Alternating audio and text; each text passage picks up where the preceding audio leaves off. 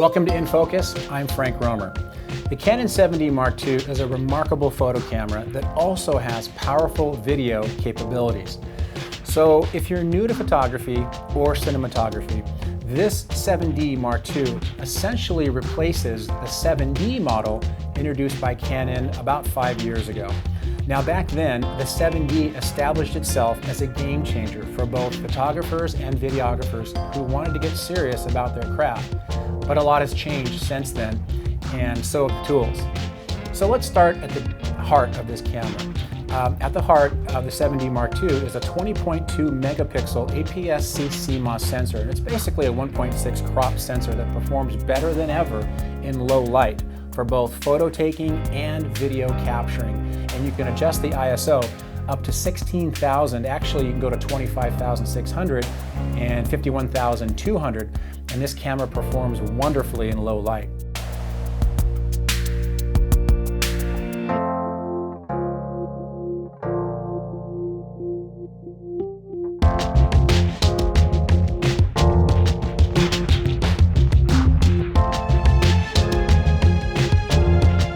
This camera also has new dual Digic 6 image processors that allow this camera to capture 10 photos per second, and it has unprecedented autofocus capabilities while capturing stills and video, not seen before in previous Canon DSLRs.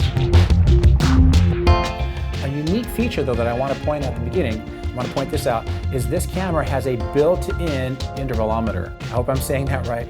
Now, I've not seen that feature pop up yet in professional DSLRs, but I really welcome that feature in this camera because I utilize my still cameras for doing still capturing for time-lapse videos that I convert in my edit system.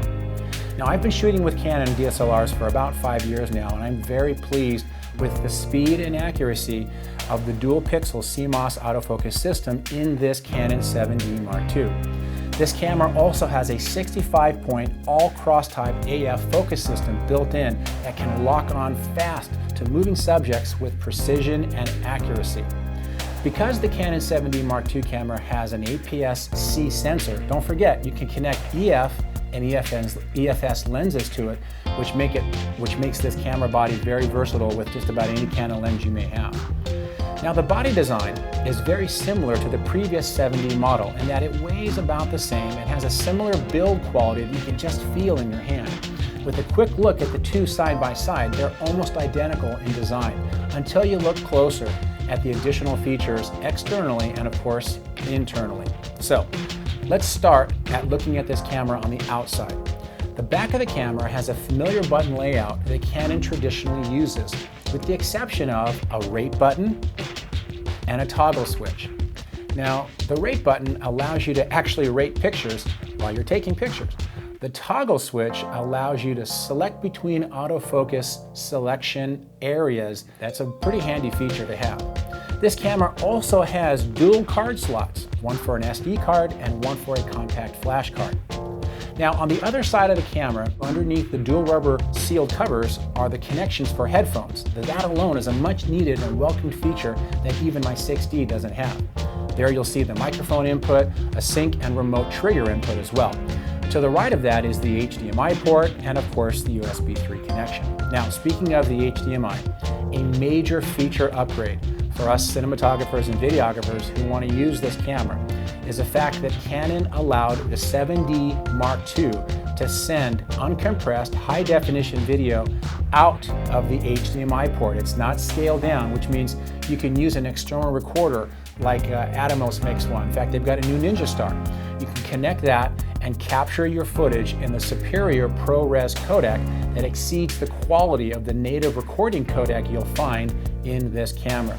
So what does that HDMI feature mean to us videographers and cinematographers? Well, with all the compression and rendering that we do in post-production, our footage starts off at a much better codec when we use or record to ProRes, which will be much appreciated by professionals. Oh, and by the way, you can also trigger the Ninja Star to start recording directly from the camera, so it's a really cool feature.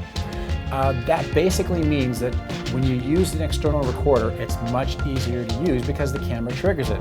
Now I'll do a full review on the Atomos Ninja Star soon, but for now, that device basically allows me to record beyond the 30-minute max time that this camera is restricted to. And by using this, I can capture my video, of course, in a much better video codec than the native codec inside the Canon 7D Mark II. Okay, so the deal maker for me in purchasing this camera is the Dual Pixel CMOS autofocus tracking capabilities. Now, I added the tracking term there, but it's basically true. There are times that we all struggle when remaining in focus to capture our subjects, whether they're coming toward us or going away or left to right. But I've got to tell you, this camera is lightning fast at focusing in and locking onto moving objects like I've never seen before in a DSLR. This camera actually intelligently tracks moving subjects or objects within my selected range once I set that up in the camera menu options. Of course, once that's done, I was able to properly remain in focus while recording multiple different scenarios with random moving objects coming toward me, going left to right, and I was very, very pleasantly surprised with that feature. And after testing that feature, I'm convinced that this camera will quickly be known as, again, a game changer for just about everybody, for wedding videographers, sports videographers, event videographers, and any type of video production where the project is going to have a lot of movement that you may not be used to or that you weren't able to capture in the past. This camera will now do that for you. Now, another exciting video feature in the 7D Mark II is 60p recording. This feature will allow for smooth playback of faster moving objects that you've recorded. Or you can slow that down and it'll be a lot smoother in post-production because of that 60p feature now found within the menu. Keep in mind though, that when you navigate to the 60p feature and you select it to record in, you will disable the movie servo auto tracking focus system. That's right. You'll not get that auto focusing capability that I just spoke about earlier, but that's okay. You'll still have the trigger focus, you know, the one that you've been used to when you push the trigger halfway down and it locks on your subject. So that's still there. But keep in mind though, that while you're in that 60p mode, you won't have that autofocus servo capability. And don't forget to go back into the menu and select anything other than 60p to re-enable the movie servo auto tracking focus capabilities once you're done shooting in 60p. Before I forget, this camera has a mirroring option built into the menu. Now, I haven't seen this before, and this is really important. Once this setting is enabled, the mirroring option in the menu, you can simultaneously use the rear display on the camera for visual referencing, and you can connect any display to the HDMI port, or through the cable, of course, and simultaneously you'll be able to look at the back of this camera and see the image on the screen behind and out to a monitor. This is very handy when you want to set up a client display that's away from this camera so your clients can see what you're recording.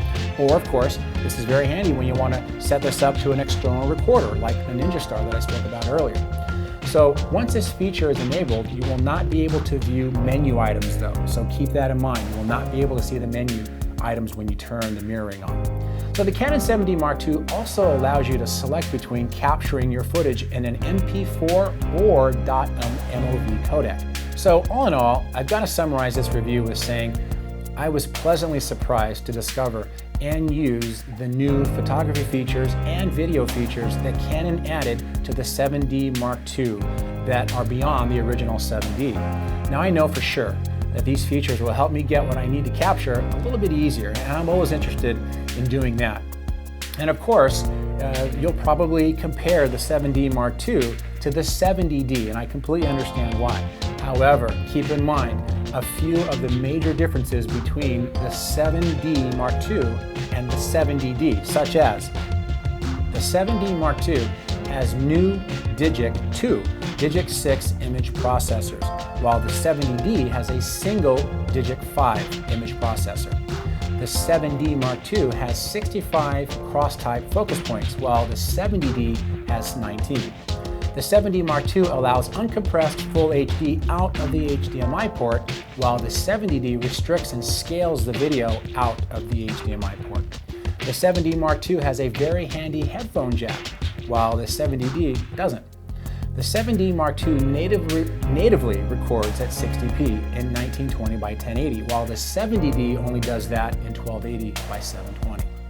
On the other hand, the 70D is a little less, and it offers an articulating touch-sensitive LCD screen that has Wi-Fi, while the 7D Mark II has a fixed LCD screen and no Wi-Fi. But remember, the Wi-Fi on the 70D only works while you're in the photo mode. And of course, there are a few more differences between those two cameras, and I encourage you to explore those. So, on a closing note, I was hoping that this camera would have a couple of features that I wanted to see, like 4K, mirrorless with an EVF, even Wi-Fi, or even an articulating LCD screen, but I'm more than satisfied with what Canon did with this model. So, if you're shopping for DSLRs and you need a powerhouse of a camera, the Canon 7D Mark II should absolutely be a consideration before you make your next purchase. So, I hope this review was informative and educational. I'm Frank Rohmer. Thanks for watching.